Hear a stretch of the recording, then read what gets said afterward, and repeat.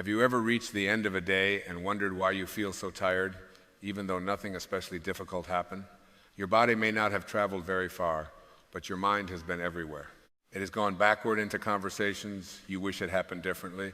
It has gone forward into situations that have not happened at all. It has worried about what someone thinks of you, questioned whether you are doing enough, and tried to solve problems that may never arrive. And somewhere beneath all of that movement, there is a quieter part of you asking a very simple question: is there another way to live? Perhaps you have felt this without knowing how to describe it. You wake up already carrying yesterday. Before your feet touch the floor, the mind begins reminding you of what needs to be fixed, what might go wrong, who disappointed you, what you should have done, and who you think you need to become. You may look at your life and see many things that need changing: a relationship, a circumstance, your work, your future, even yourself. And because the mind is always searching for the next thing to repair, peace begins to feel like something waiting for you somewhere in the distance. But what if peace is not waiting at the end of your problems? What if it is underneath them? There was a time when I believed that changing your life meant changing your circumstances.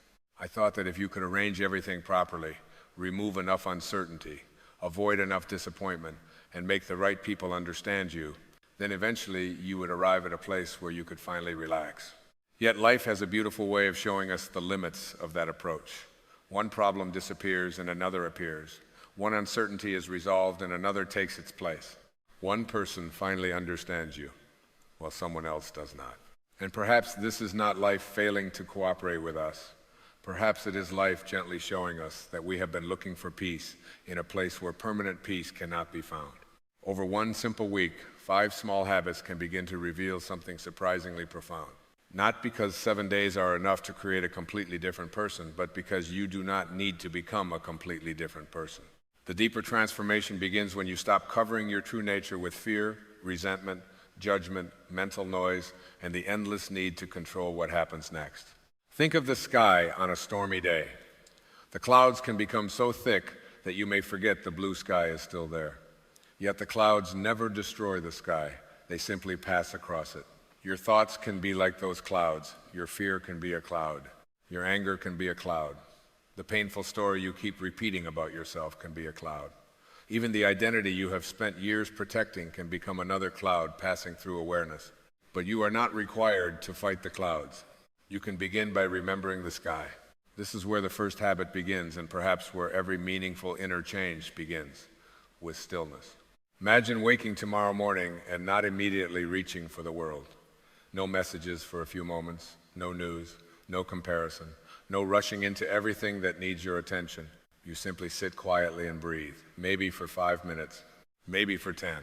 There is nothing impressive about it. No one applauds you for it. Nothing outside of you immediately changes. And yet something very important has happened. For those few moments, you have met yourself before. The world has had the opportunity to tell you who you should be. In that silence, you are not your job. You are not your age. You are not the argument you had yesterday. You are not the mistake you made 10 years ago. You are not the opinion someone formed about you. You are not even the list of things you believe you must accomplish before you are worthy of feeling good about your life. You are simply here, breathing, aware, present. And perhaps what we call the source is not something distant that we must struggle to reach. Perhaps it is experienced in those moments when the noise becomes quiet enough for us to recognize the presence that has always been beneath it. This may sound simple, but simplicity can be uncomfortable for the ego. The ego prefers complicated solutions because complicated solutions give it something to control. It says, when this happens, then you can be peaceful. When that person changes, then you can forgive. When you know exactly what the future holds, then you can trust. Stillness whispers something entirely different. You can be here now, and when you begin the day from that place, even briefly, you may notice how differently you move through ordinary moments. Someone may say something that would normally disturb you, and instead of immediately reacting, you notice the reaction arising. Traffic may slow down, plans may change, someone may fail to respond the way you hoped, and for a moment you see the space between what happened and the story your mind wants to create about what happened. That space is awareness, and awareness is where freedom begins. You may discover that much of your suffering has not come only from events themselves, but from the conversation you continue having with those events long after they have passed. Someone disappointed you once, but perhaps your mind has disappointed you 1,000 additional times by replaying it. Someone judged you, but perhaps you continued the judgment by carrying their voice inside your own mind.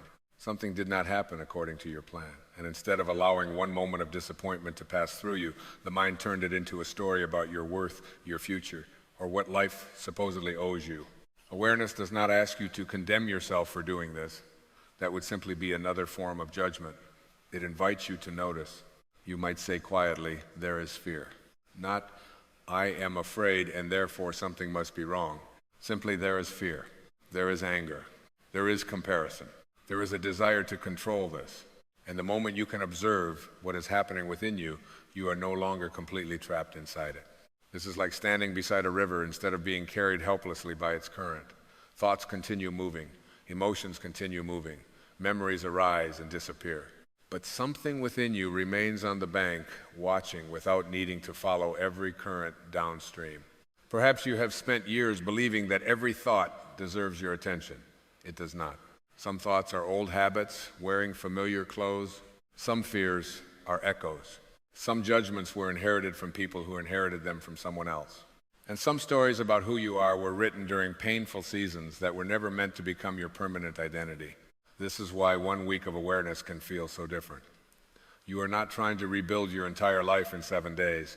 You are simply beginning to notice what you have been unconsciously carrying through it. And once you notice what you are carrying, you can begin asking a different question. Do I still need this? Do I need this resentment today? Do I need this judgment? Do I need to know exactly how everything will unfold? Do I need this person's approval in order to respect myself?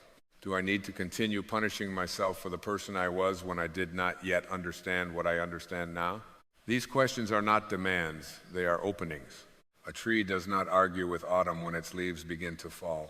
It does not hold each leaf tightly and say, this has belonged to me for so long that I cannot possibly release it. It lets go, because letting go is part of its relationship with life.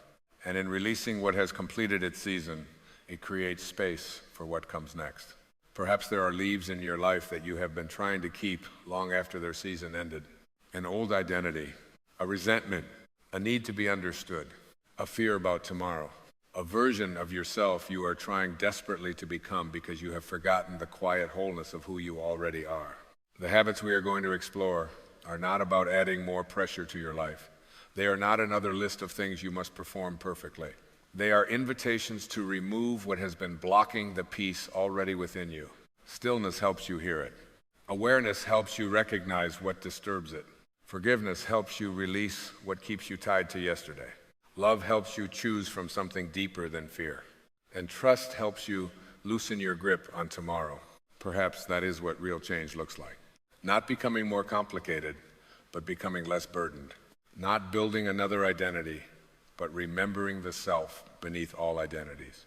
Not controlling life, but learning to move with it the way a river moves around stones without losing its direction.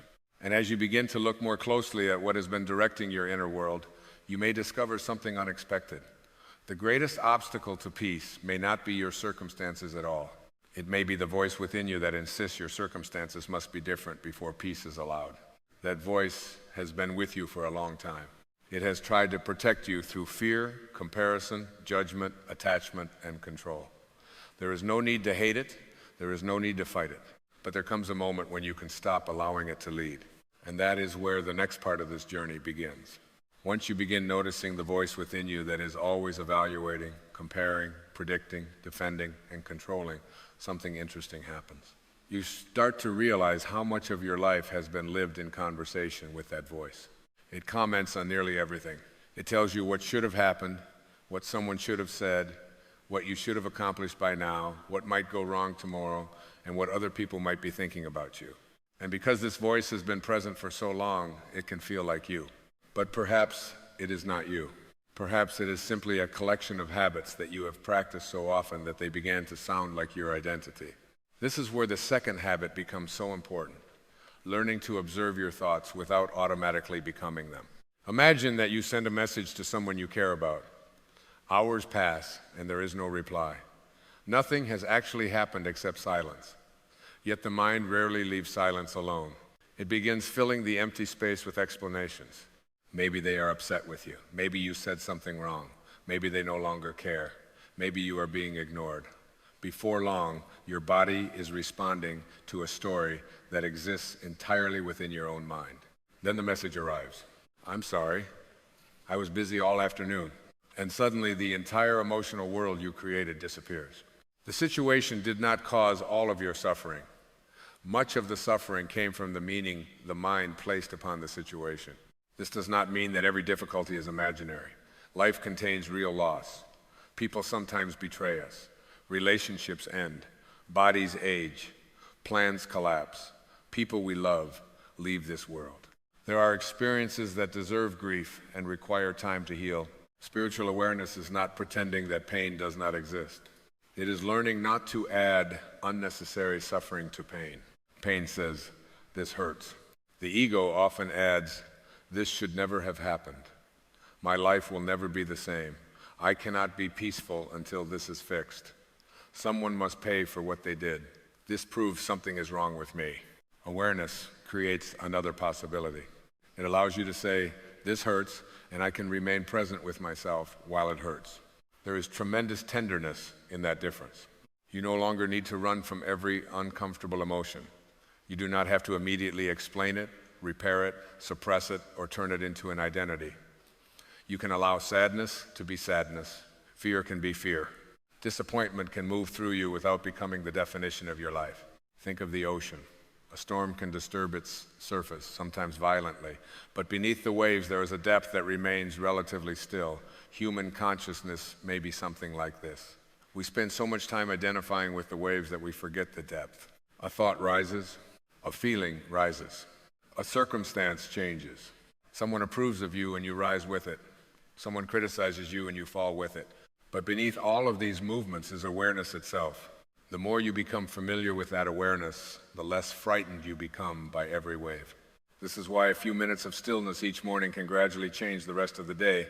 Silence teaches you what mental noise cannot teach you. It allows you to experience yourself before thought has finished explaining who you are. Then, throughout the day, you can return to that place. Perhaps you are standing in a grocery store and notice yourself comparing your appearance with someone else. Perhaps you are scrolling through your phone and suddenly feel that everyone seems happier, younger, more fulfilled, more loved, or further ahead than you. Perhaps you hear about another person's success, and although you genuinely want to be happy for them, something inside quietly asks, what about me? There is no reason to feel ashamed of these reactions. Shame would only create another layer of ego. Just notice them. Comparison is one of the ego's favorite ways of convincing you that your life is incomplete. It requires someone else to become the measuring stick for your existence. Someone else's season becomes evidence that yours is wrong. Someone else's relationship becomes evidence that you are lonely. Someone else's appearance becomes evidence that your body is inadequate. Someone else's certainty makes your uncertainty feel like failure. Yet imagine walking through a forest and seeing an oak tree looking anxiously at a pine tree, wondering why its branches are different. Imagine a rose feeling inferior because it cannot become a sunflower. Nature does not seem preoccupied with comparison. Each form expresses life according to its own nature and timing. Perhaps you can begin offering yourself the same permission. Your life has its own seasons. There are seasons of expansion and seasons of rest. Seasons when answers arrive and seasons when you live inside questions. Seasons of companionship and seasons of solitude. Seasons when you feel deeply connected to your purpose and seasons when you simply learn how to be present. The ego calls some seasons successful and others failures. The deeper self asks, what is this season showing me? That question changes everything. Instead of fighting your present experience, you begin listening to it. Maybe uncertainty is teaching you trust. Maybe loneliness is teaching you how to sit peacefully with yourself. Maybe disappointment is revealing where you place too much of your happiness in someone else's hands. Maybe aging is inviting you to discover an identity deeper than appearance. Maybe the ending of something is creating space for a life you cannot yet imagine. You do not have to force yourself to believe that every painful experience is secretly wonderful. Sometimes pain is simply painful, but you can remain open to the possibility that life contains meanings you cannot yet see. And this brings us to one of the most exhausting patterns of the ego, the need for control. Control often disguises itself as responsibility. You tell yourself that you are simply trying to make sure everything turns out correctly. You replay conversations so you can prepare for every possible response. You imagine future problems so you will not be surprised. You try to anticipate what people will think. You carefully manage how others perceive you. You hold tightly to plans because uncertainty feels dangerous. And for a while, control can make you feel safe. But notice the price. Your body remains tense. Your mind rarely rests. Even during good moments, part of you is waiting for something to go wrong. You may be sitting with people you love while mentally preparing for tomorrow. You may be watching a beautiful sunset while worrying about next month. You may receive something you once prayed for and immediately begin fearing that you will lose it. This is how the need for control steals the present while pretending to protect the future. One of the most freeing habits you can practice is asking yourself, what actually belongs to me in this moment? Your intention belongs to you. Your response belongs to you. The quality of energy you bring into a conversation belongs to you. Your willingness to speak honestly belongs to you. Your willingness to apologize belongs to you. Your willingness to leave a situation that repeatedly harms your peace may belong to you. But another person's reaction does not belong to you. Their opinion does not belong to you. Tomorrow's outcome does not belong to you. The timing of everything does not belong to you. When you begin separating what is yours from what is not, the mind becomes lighter. You can act without gripping. You can care without controlling. You can love without possessing. You can prepare without living permanently in tomorrow. Think of holding water in your hands. If your palms are gently cupped, the water can rest there. But if you squeeze your hands tightly because you are afraid of losing it, the water slips through your fingers. Many of us do this with life. We grip relationships. We grip expectations. We grip identities. We grip our ideas about how our children should live, how our partners should behave, how quickly healing should happen, and what our future should look like. Then we wonder why we are exhausted. Trust begins when the hands soften. This does not mean becoming passive. Trust is not sitting quietly and refusing to participate in your own life. You still make decisions.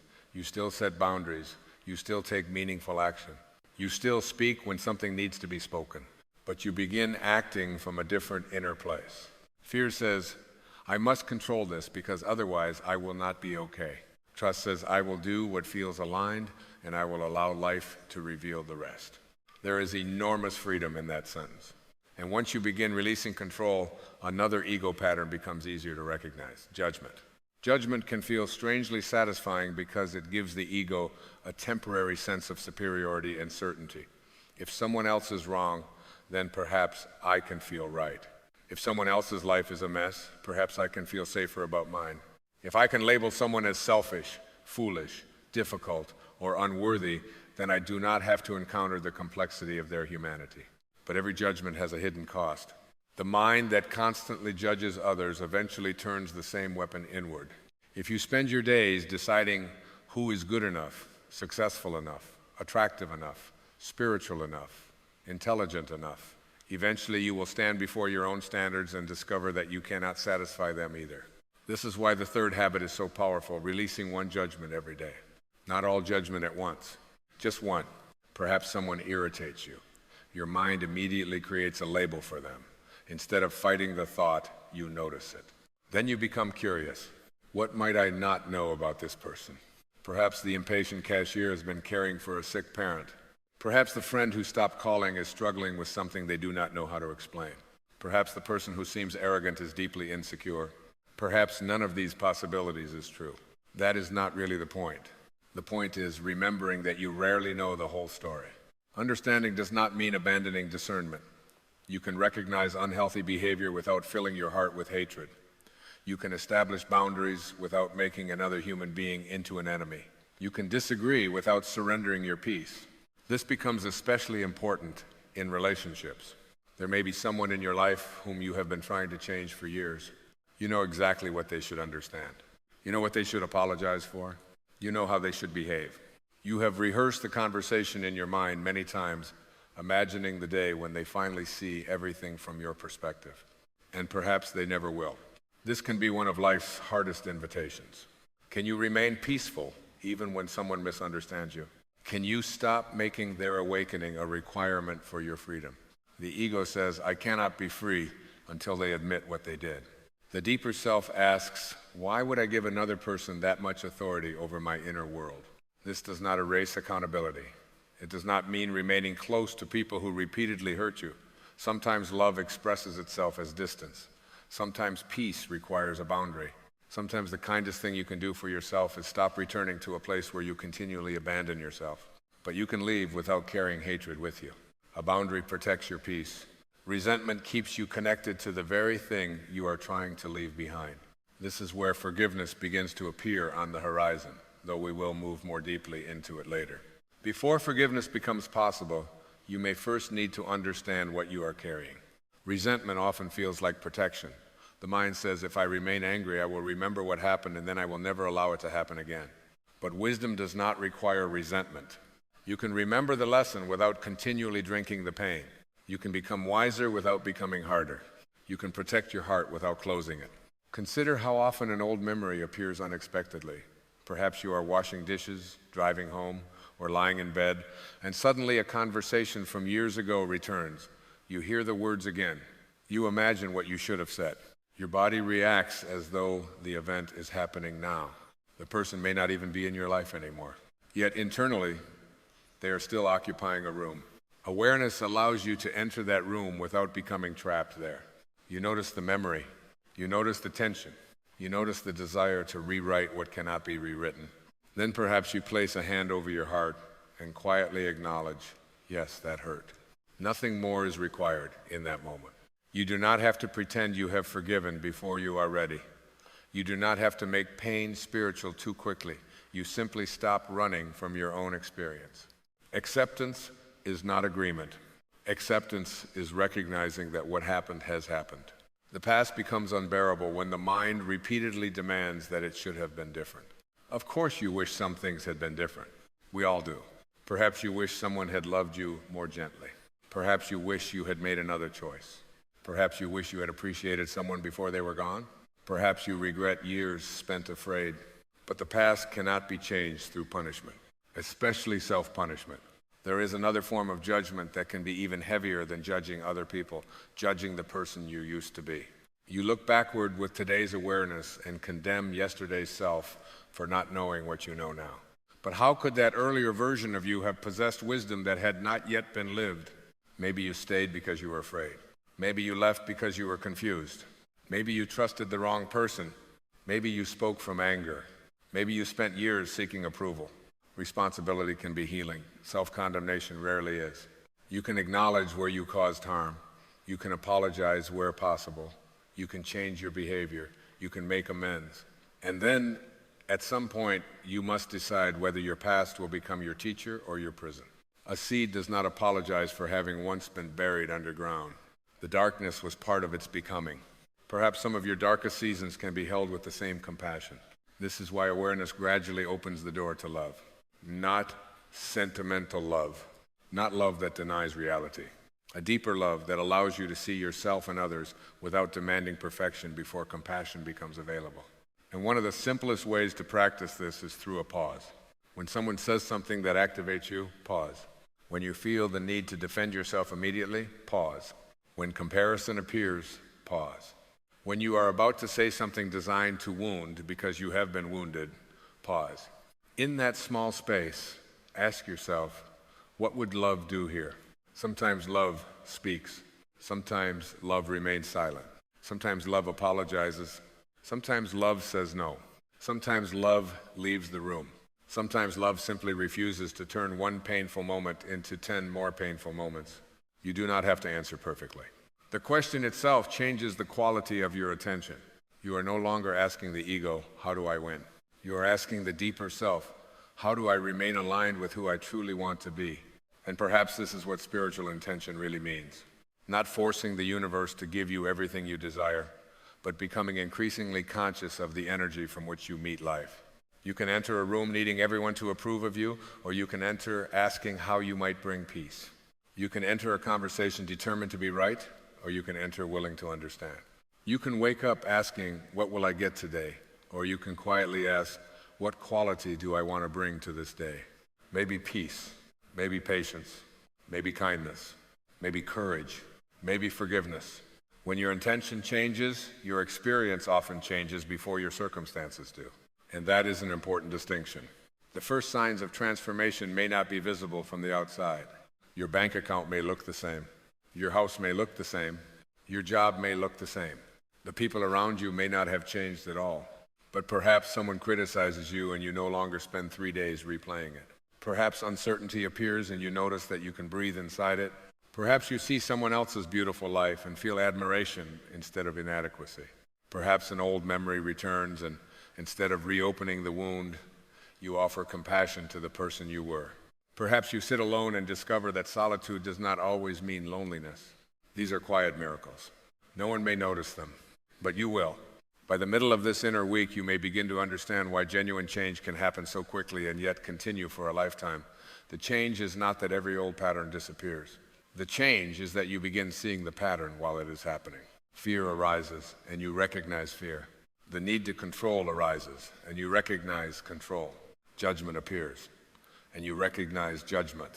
The desire for approval appears, and you recognize the old hunger to be validated.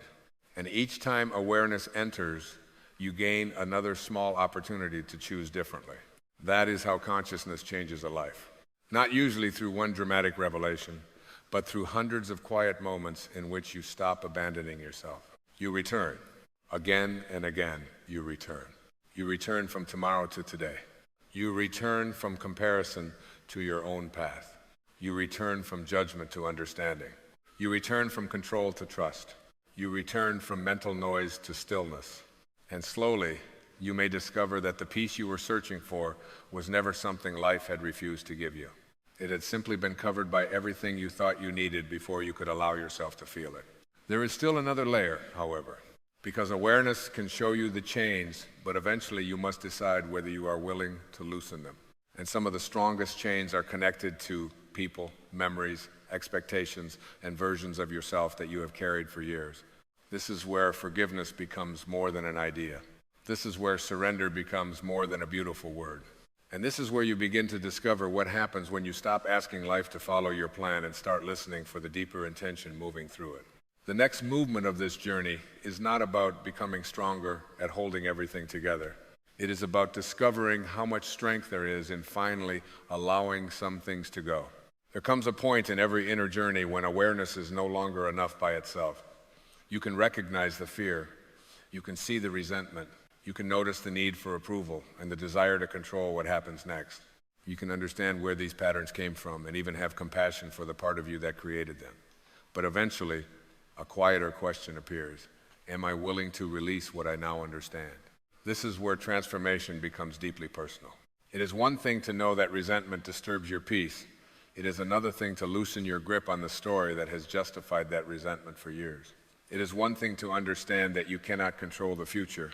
It is another thing to lie awake at night with uncertainty beside you and choose not to follow every fearful thought. It is one thing to speak about love. It is another thing to remain connected to love when someone has disappointed you. And perhaps this is why forgiveness becomes the fourth habit in this journey. Not because forgiveness makes you morally superior, and not because every relationship should be repaired, but because there comes a moment when carrying the past becomes heavier than releasing it. You may have someone in mind right now. Perhaps it is a parent who could not give you what you needed.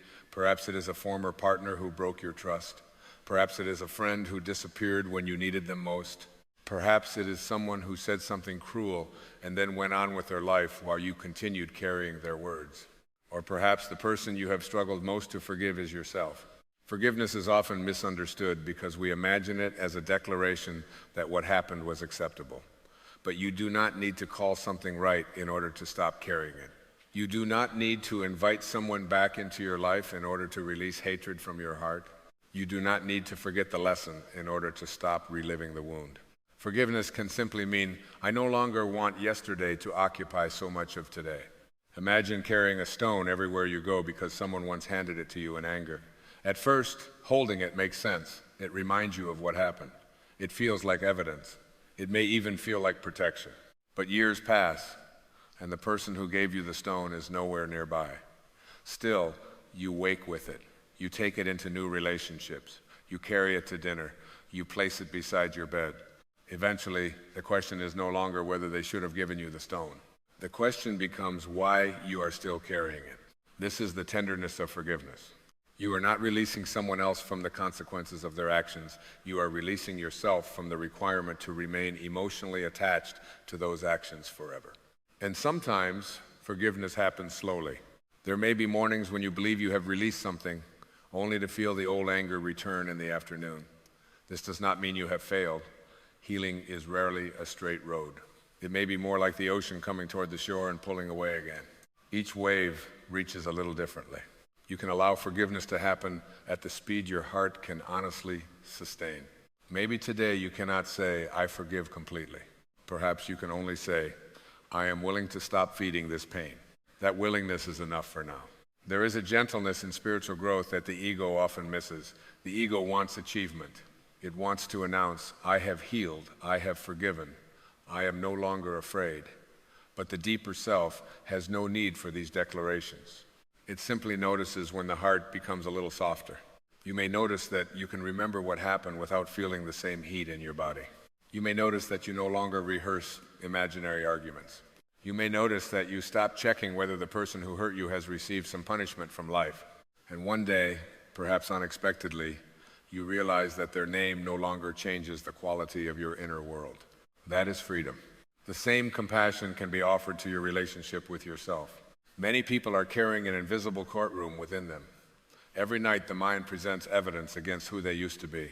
It reminds them of the relationship they stayed in too long, the opportunity they missed, the years they spent pleasing others, the words they wish they could take back, or the moment they failed to recognize what mattered. The judge is always ready. You should have known better. But perhaps there is another voice within you, a wiser voice. It says, you knew what you knew then. This does not remove responsibility. If you hurt someone, responsibility may ask you to acknowledge it. Love may ask you to apologize. Wisdom may ask you to behave differently now. But none of those things require you to hate the person you once were. Consider a child learning to walk. The child falls repeatedly, yet no loving adult stands over that child saying, you should already know how to do this. Falling is understood as part of learning. Why, then, do we become so unforgiving toward our own inner development? You have been learning how to love, learning how to trust, learning how to set boundaries, learning how to recognize fear, learning how to speak honestly, learning how to stop abandoning yourself for approval. Of course, you stumbled. Perhaps some of your mistakes were not proof that you were broken. Perhaps they were places where consciousness had not yet entered. Now it has. And once awareness enters, you can choose again. This is where intention begins to take on a deeper meaning. You may have heard intention described as a way of getting something from life, but there is another way to understand it. Intention can be the inner quality from which you choose to live. Instead of waking and asking, how can I make everything happen the way I want today? You might ask, what do I want to bring into this day? Peace, patience, kindness, presence, trust. Imagine carrying one simple intention into your relationships. Suppose you are going to visit a family member with whom conversations often become tense. Usually, before you arrive, your mind prepares for battle. You remember what they said last time. You anticipate the question that irritates you. You rehearse your defense. By the time you enter the room, the argument has already happened inside you. But what if, before walking through the door, you become still for one breath and say inwardly, my intention is peace. This does not guarantee that the other person will behave peacefully. That is not the purpose. The purpose is to remember who you wish to be, regardless of what they bring into the room. Maybe they criticize you. You feel the familiar reaction rising. But now there is a pause. In that pause, you have a choice. You can return the same energy, or you can remain rooted. A tree does not become the wind simply because the wind blows through its branches. You can listen without accepting every judgment. You can respond without attacking. You can leave the conversation if necessary. Peace does not mean becoming passive. Sometimes the most peaceful sentence is, I don't want to continue this conversation in this way. Love can have boundaries. In fact, genuine love may require them. People-pleasing often disguises itself as kindness, but there is an important difference. Kindness comes from fullness. People-pleasing often comes from fear. Fear says, if I say no, they may stop loving me. Love says, I can care about you without abandoning myself. Fear says, I must keep everyone happy. Love says, I can be compassionate without becoming responsible for everyone's emotions. This is another form of surrender, releasing the need to manage how everyone sees you. There will always be people who misunderstand you. There may be people who interpret your boundary as selfishness because they benefited from your lack of one. There may be people who prefer an older version of you because that version was easier for them to predict. You do not have to make them wrong. You simply do not have to return to a version of yourself that no longer feels aligned. Think of a river moving toward the sea. It does not stop at every stone and demand that the stone move. It bends. It finds another path. It continues. There is wisdom in that. Much of our exhaustion comes from arguing with stones. We argue with the past.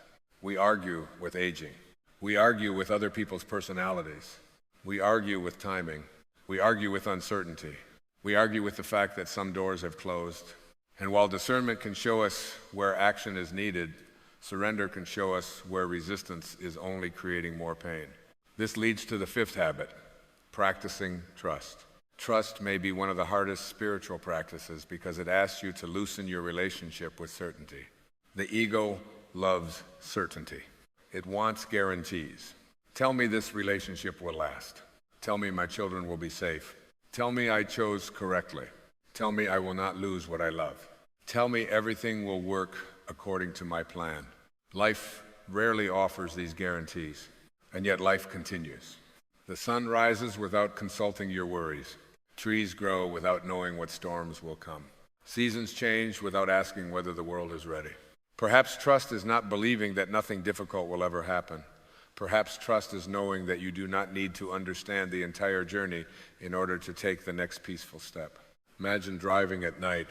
Your headlights do not illuminate the entire road to your destination. They show you only a limited distance ahead, yet that is enough to continue moving. Maybe life is like that. You do not need to see 10 years from now. Sometimes you do not need to see next month. You may only need enough light for this moment. What is the loving choice now? What can I release now? What truth can I honor now? What is actually mine to do today? Then you allow the road to reveal itself. This kind of trust can be especially meaningful when life does not resemble what you expected. Perhaps you believed you would be married by a certain age.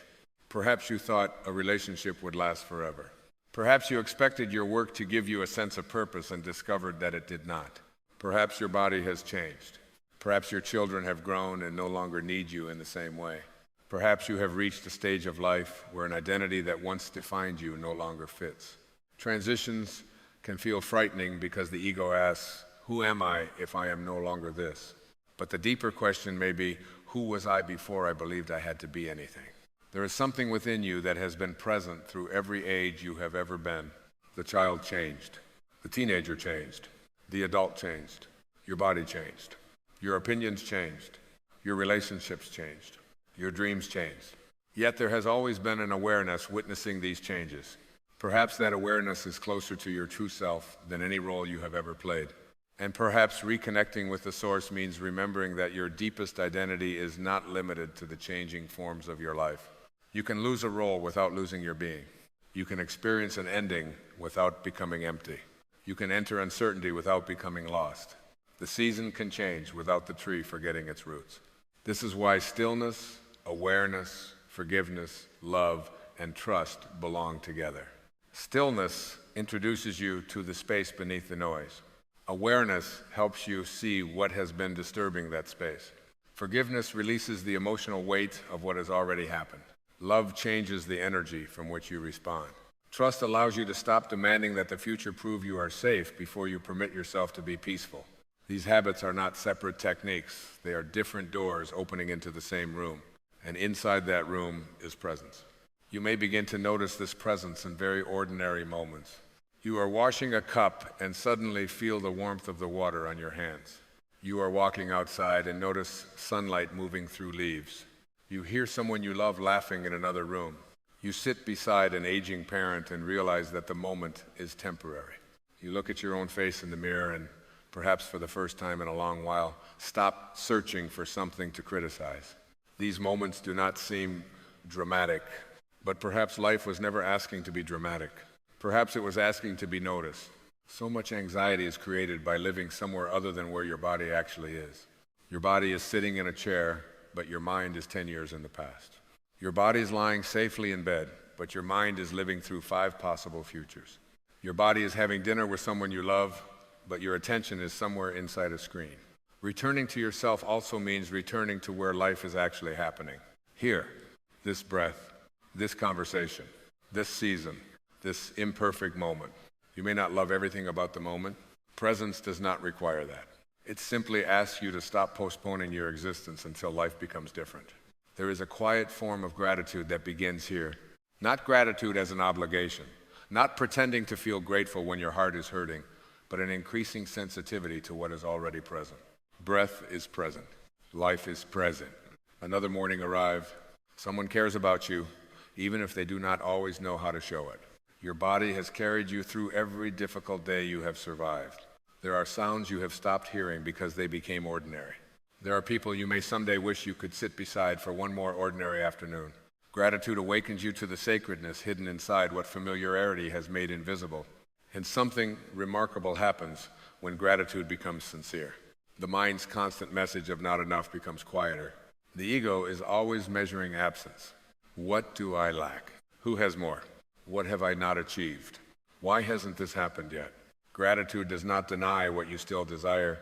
It simply refuses to make desire proof that this moment is empty. You can want something and still be at peace. You can have dreams without turning the present into a waiting room. You can move towards something without believing that your wholeness is located there. This may be one of the deepest forms of inner freedom. You stop bargaining with life. I will be peaceful when. I will love myself when. I will forgive when. I will trust when. The conditions slowly disappear, and peace becomes less dependent upon circumstances. Perhaps this is what it means to live in harmony with the source. Not to control the universe through thought, but to align your inner life with qualities that feel deeper than the ego. Love, compassion, generosity, forgiveness, presence, and trust. When you bring resentment into the world, you experience resentment moving through you. When you bring judgment, you experience judgment. When you bring love, you become the first person touched by that love.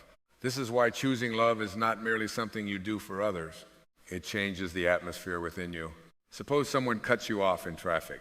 The old reaction arrives immediately. Anger, judgment. Perhaps you imagine what kind of person they must be. Then awareness enters. You do not know where they are going. You do not know what they are carrying. Maybe they are simply careless. Maybe they are frightened. Maybe they are rushing towards someone they love. You may never know, but you can decide whether this stranger will receive the next 20 minutes of your inner peace. You breathe, you release, and you continue driving. This seems like a tiny event, but spiritual life may be built from tiny events. The moment you do not return cruelty for cruelty. The moment you choose not to gossip. The moment you forgive yourself for making an imperfect decision. The moment you stop checking whether someone approves of you. The moment you sit quietly rather than escaping your feelings. The moment you release an argument that exists only in your imagination. The moment you say thank you and truly mean it. Each is a seed, and a garden changes because seeds are planted repeatedly, not because someone stands over the soil demanding flowers. Give your inner life the same patience. You may not feel transformed every morning. Some days the mind will be noisy. Some days old resentment will return. Some days you will compare. Some days you will try to control everything again. The invitation is not perfection. It is return. Return to awareness. Return to stillness. Return to forgiveness. Return to love. Return to trust. Again and again. Every return strengthens your remembrance. And after several days, perhaps you notice something subtle. You have not become someone new. You are simply less occupied by everything that was hiding who you were. It is like cleaning a window. You do not create the sunlight by removing the dust. The light was already there. You simply remove what prevented you from seeing it clearly. Fear was dust. Resentment was dust. Judgment was dust. The need for approval was dust. The illusion of control was dust. And beneath all of it was something that did not need to be manufactured. Presence, love, awareness, peace. Perhaps the source was never absent. Perhaps you were never truly disconnected. Perhaps you were simply listening so closely to the noise of the ego that you forgot the silence beneath it. And now, as the noise begins to soften, another possibility becomes available. You can begin living from what you have remembered, not only during meditation, not only when you are alone, not only when life is easy. You can carry this awareness into the morning, into relationships, into uncertainty, into disappointment, into aging, into ordinary conversations, and into the moments when old patterns return. Because the real question is no longer whether you can experience peace for a few minutes. The deeper question is whether peace can gradually become the place from which you meet your life. And that is where these 5 habits stop being something you practice for 1 week and begin becoming a way of remembering who you are. And perhaps this is where the journey becomes beautifully simple. After all the thinking, searching, questioning, and trying to understand yourself, you begin to see that peace was never asking you to become perfect. It was asking you to become present. You do not have to eliminate every fearful thought. You do not have to forgive everything in a single moment. You do not have to know exactly where your life is going. You simply begin returning, again and again, to the quiet place within you that remembers who you are beneath all of the noise. When you wake tomorrow morning, you might give yourself a few moments before inviting the world into your mind. Sit quietly. Feel your breath. Notice the silence before the responsibilities of the day begin calling your name. You do not need to accomplish anything in those moments. You are simply reminding yourself that before you are everything you must do today, you are a living presence. And throughout the day, notice your thoughts. Not because thoughts are your enemy, but because they do not all deserve to become your truth. When fear appears, you might quietly recognize fear is here. When comparison appears, notice it. When judgment appears, notice that too. You do not need to wrestle these thoughts into submission. Awareness itself creates space around them. The sky does not fight the clouds. It allows them to move. Then perhaps there will be one thing you can forgive. Maybe it is something small, a rude comment, an unanswered message, a mistake you made yesterday, or perhaps you simply become willing to loosen your grip on something much older. You do not need to force forgiveness. You can begin with willingness. I am willing to stop carrying this in the same way. Sometimes that is where freedom starts. And when you find yourself facing a difficult moment, remember the simple question we explored earlier. What would love do here? Love may ask you to listen. Love may ask you to speak honestly. Love may ask you to apologize. Love may ask you to forgive. Love may ask you to stop explaining yourself. Love may even ask you to walk away. The important thing is not whether your choice looks gentle from the outside. The important thing is whether it comes from clarity rather than fear, resentment, or the need to punish. Then, when you encounter something you cannot control, practice opening your hands. You may have done everything you can. You may have spoken honestly. You may have prepared carefully. You may have offered your love. There comes a point when the rest belongs to life. You cannot control another person's heart. You cannot control timing. You cannot control every ending. You cannot guarantee tomorrow, but you can meet this moment with trust. Perhaps trust sounds like this. I do not know exactly what happens next, but I do not need to abandon my peace while I wait to find out. There is strength in living that way. And before you sleep, perhaps remember one thing for which you are grateful. Not because gratitude is another task to complete, but because the mind needs reminding that life contains more than what is missing. Maybe you are grateful for warm water, for a quiet room, for someone who called, for a lesson you finally understood, for the strength to say no, for the courage to say yes, for another day in which you had the opportunity to become more conscious of the way you meet your life. These practices may seem almost too simple. Stillness, awareness, forgiveness, love, trust. But perhaps the deepest truths are often simple. The ego is the part of us that makes them complicated. It wants a dramatic transformation. It wants proof. It wants to know how quickly you will change and what you will receive in return. But the true self does not bargain with life. It simply becomes available to life. And after 1 week, perhaps your circumstances have not changed very much. The difficult person may still be difficult. The unanswered question may still be unanswered. Your future may remain uncertain. Your past is still your past. But something within you may be different. Maybe you no longer react to every thought as though it were a command. Maybe you notice when fear is writing the story. Maybe you catch yourself before turning someone else's life into a measurement of your own. Maybe you carry one resentment a little more lightly. Maybe silence no longer feels empty. Maybe you have begun discovering that uncertainty and peace can exist in the same moment. That is a profound change. Because when you stop demanding that the outer world become peaceful before you allow peace within, you take back something you may have unknowingly given away, your inner freedom. You begin to understand that people can disagree with you, and you can remain centered. Someone can misunderstand you, and you can still know your heart. A plan can change, and you can adapt. A door can close, and you can grieve without deciding that your life is over. You can grow older without believing that your deepest self is becoming smaller. You can experience loss and still remain connected to love. You can enter uncertainty without needing to call it failure. This does not make you immune to pain. It makes you more available to life. There is a difference.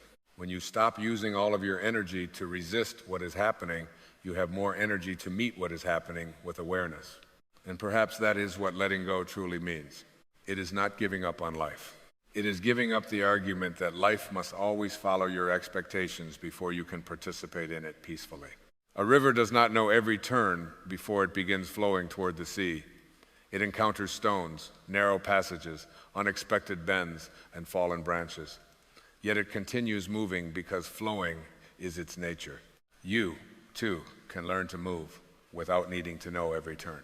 Your intention can guide you. Love can guide you. Awareness can guide you. And when you lose your way, stillness can bring you home. You may forget tomorrow. That is all right. You may become anxious again. You may judge someone. You may try to control an outcome. You may reopen an old story and spend an hour inside it before realizing what happened. Do not turn these moments into evidence that you have failed spiritually. Simply notice, then return. Return to your breath. Return to the present. Return to compassion. Return to the source within you. The spiritual path may not be a straight line towards some perfect state of consciousness. Perhaps it is a continual remembering and forgetting, followed by another remembering. And each time you remember, you return a little more gently. Eventually, you may stop asking, how do I become the person I am supposed to be? A quieter question takes its place. What can I release so that who I truly am can come forward? Perhaps you release the need to impress. Perhaps you release an old judgment. Perhaps you release the belief that your worth depends upon being needed. Perhaps you release the idea that your life should look like someone else's. Perhaps you release the demand to understand everything before you trust anything.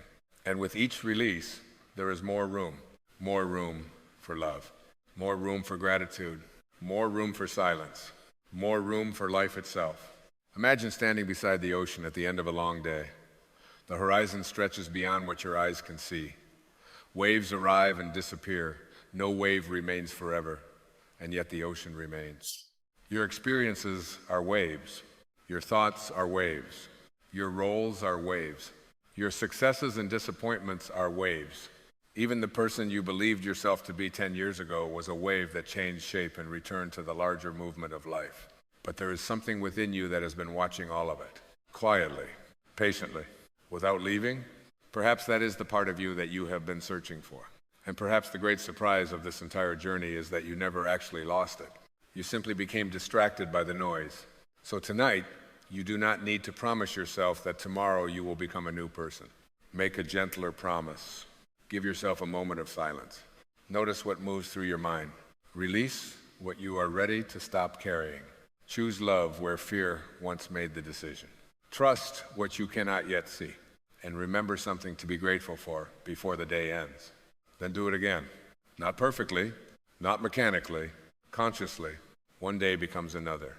And gradually, these habits stop feeling like things you are trying to remember. They begin to feel like ways of returning home. Home to the place where you do not need everyone's approval. Home to the place where the past can teach you without imprisoning you. Home to the place where uncertainty does not automatically become fear. Home to the place where love is not something you wait to receive before you offer it. Home to the quiet recognition that you belong to something larger than the frightened voice inside your mind.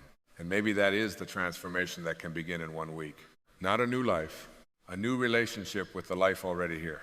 Not a new identity, a remembering of the self beneath the identities. Not control over the future. Trust in your ability to meet it consciously. And not the permanent absence of difficulty, but the discovery of a peace that difficulty does not always have the power to take away. If something in this journey spoke to you, perhaps share in the comments which of these 5 habits your heart is asking you to practice right now. Stillness, awareness, forgiveness, love, or trust. Sometimes naming what we are ready to practice is itself a quiet beginning.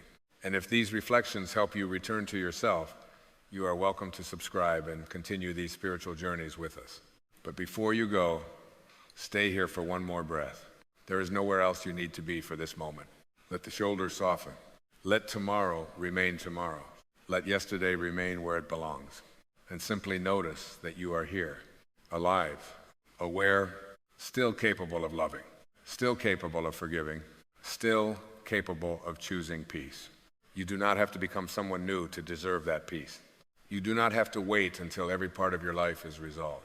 The wisdom you have been searching for may already be quietly present beneath the fear, beneath the judgment, beneath the stories, beneath all the noise.